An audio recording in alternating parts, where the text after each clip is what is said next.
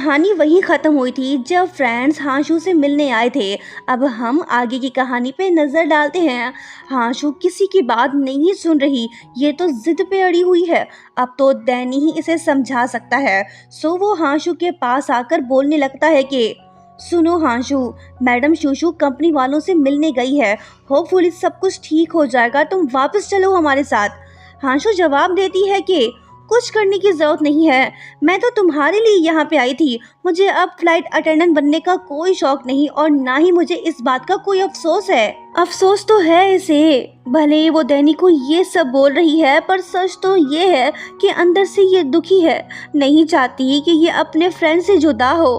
अरे नहीं, ये तो रो पड़ी, इसके आंसू बहने लगे। डैनी इससे पूछने लगता है कि अगर तुम पछता नहीं रही तो फिर रो क्यों रही हो। ये सुन के हांशू और भी ज्यादा रोने लगती है और बोलती है कि मैं फ्लाइट अटेंडेंट बनने के लायक ही नहीं हूँ। तुम सब मेरी वजह से परेशान मत हो, मुझसे अब ये नहीं हो पाएगा। तभी दूसरे फ्रेंड्स आकर बोलने लगते हैं कि पागल लड़की, अगर हम फ्लाइट अटेंडेंट ना बन पाए तो क्या होगा। जैसे हम एग्जाम्स में लास्ट आते हैं उससे क्या होता है, कुछ नहीं होता ना। ज़्यादा सोचने की ज़रूरत नहीं है, हम साथ में मिल के कोशिश करेंगे। हम जानते हैं कि तुम भी फ्लाइट अटेंडेंट बनना चाहती हो, हमसे कुछ छुपाने की ज़रूरत नहीं है। इनकी बातें सुनते ही हांशू तो फिर से रोने लगी। कहने लगती है कि मैं तो यहाँ पे इसके लिए आई थी, पर मुझे क्या पता था कि मुझे तुम जैसे अच्छे फ्रेंड्स मिल जाएंगे। तुम सब मेरी फैमिली हो, मैं नहीं चाहती कि तुम में से कोई वापस जाए। बस इसी वजह से मैंने खुद को अलग कर लिया, ताकि बाद में मुझे कोई पछतावा ना हो। फ्रेंड्स बोलते हैं कि अब रोना धोना बंद करो, कुछ नहीं होगा, हम सब जरूर कामयाब होंगे। ये तो फिर से रोने बैठ गई। बोलो रो मत, तो और भी ज्यादा रोने लगती है। तभी मैडम शूशू वहीं पे आती है और कहने लगती है कि दरवाजा तो खुला था, क्या चल रहा है और हांशू क्यों रो रही है। हाउजन बोलता है कि मैडम मैंने डिसाइड कर लिया है, आप मुझे निकाल दें। मेरा तो इंटरव्यू भी अच्छा नहीं हुआ था, सब मुझ पे हंस रहे थे, मुझे ही वापस जाना चाहिए। हाउजन की तरह दूसरे फ्रेंड्स भी मैडम शूशू से यही बात बोलते हैं। इन सब की बातें सुन मैडम शूशू तो हंस पड़ती है और कहने लगती है कि अब बस भी करो, बहुत रो लिया तुम लोगों ने। मेरे पास गुड न्यूज़ है, कंपनी वाले मान गए हैं, वो किसी को नहीं निकाल रहे, अब तो खुश हो जाओ। ये बात सुन सब बोलने लगते हैं कि मैडम प्लीज सच बताइए, हम पहले ही काफी परेशान हैं, आप मजाक तो मत करो ना। वो बोलती है कि सच ही तो बोल रही हूँ, सब कुछ ठीक हो गया है, बस ये सुनने की देर थी। सभी फ्रेंड्स खुश हो जाते हैं, इन सब की टेंशन हुई खत्म। हांशू कहने लगती है कि मैडम आपने पहले क्यों नहीं बताया, खामा में मैंने इतने आंसू जाया कर दिए। वो बोलती है कि तुम चुप करती तो मैं बताती ना। अच्छा छोड़ो इस बात को, कंपनी वालों ने एक कंडीशन रखी है, 100 फ्लाइट आवर तक तुम में से किसी की कंप्लेन नहीं आनी चाहिए। अगर आई तो वो लोग किसी एक को निकाल देंगे। बताओ ये कंडीशन कबूल है या नहीं। हाउजन बोलता है कि मैडम हमें कबूल है, हम जम के मेहनत करेंगे, शिकायत का मौका नहीं देंगे। थैंक यू मैडम, जो आपने हमारे लिए इतना सब कुछ किया। उफ, ये नाजुक कली तो फिर से रो पड़ी। फ्रेंड्स इससे बोलते हैं कि खुदा के वास्ते अब तो चुप करो, सब कुछ तो ठीक हो गया है।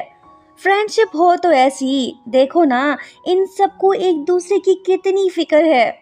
वक्त तो फिर वक्त है, कभी ठहरता ही नहीं, तेजी से बीत जाता है। हांशू डैनी और उनके फ्रेंड्स ने ट्रेनिंग कंप्लीट कर ली है, पांचों के पांचों अब ऑफिशियली फ्लाइट अटेंडेंट बन गए हैं। अभी लोग ऊपर जाने की तैयारी कर रहे हैं, मेरा मतलब कि जहाज में बैठने जा रहे हैं। आज इनकी फर्स्ट फ्लाइट है। पहले ही दिन इनका पाला एक बूढ़ी चालाक औरत से पड़ता है, जो चोट लगने का नाटक करने लगती है और एरोप्लेन का माहौल खराब करती है। हांशू परेशान होती है, पर मैडम शूशू फौरन से इसे एडवाइस देती है। फिर क्या ये लड़की प्रॉब्लम को आसानी से सॉल्व कर लेती है। दूसरे पैसेंजर्स हांशू की साइड लेते हैं, क्योंकि उन्हें पता चल चुका है कि ये औरत स्कैमर है। चालाक औरत एक्सपोज हो गई और इसका पैसे लेने का प्लान चौपट हो गया। ये शर्म के मारे छुपती फिर रही है। इसे छोड़ो, छोकरे को तो देखो कितना खुश दिखाई दे रहा है। लड़की इसके दिल में उतर चुकी है। देखते हैं दोनों का मिलन कब होता है। फ्लाइट लैंड करने के बाद सब होटल पहुंचते हैं। हांशू मैडम शूशू को थैंक्स बोलती है। हाउजन पूछने लगता है कि मैडम आपने कंपनी वालों से ऐसा क्या कहा जो वो लोग आसानी से मान गए।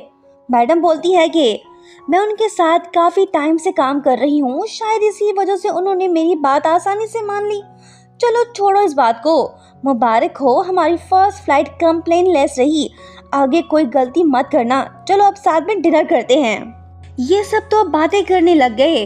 कुछ देर बाद हम देखते हैं कि हांशू तो बालकनी में अकेली बैठी है। डैनी इसके पास आता है और पूछता है कि तुम अकेली यहाँ पे क्या कर रही हो, दुखी हो क्या?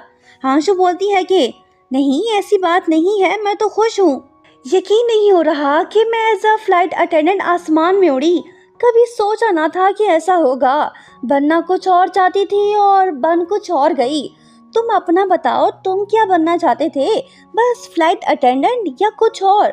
डैनी बोलता है कि सेम सेम पर थोड़ा डिफरेंट। मैंने भी कभी नहीं सोचा था कि मैं फ्लाइट अटेंडेंट बनूंगा।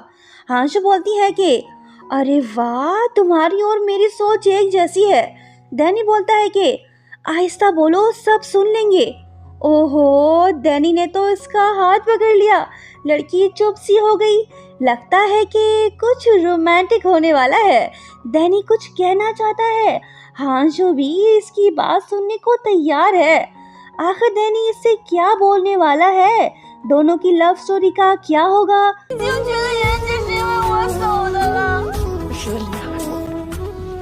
कुछ ही पार्ट्स बचे हैं, आगे देख लो, सब पता चल जाएगा। दोस्तों लाइक शेयर सब्सक्राइब कमेंट करते हुए जाना। Thank you so much for watching. Bye bye.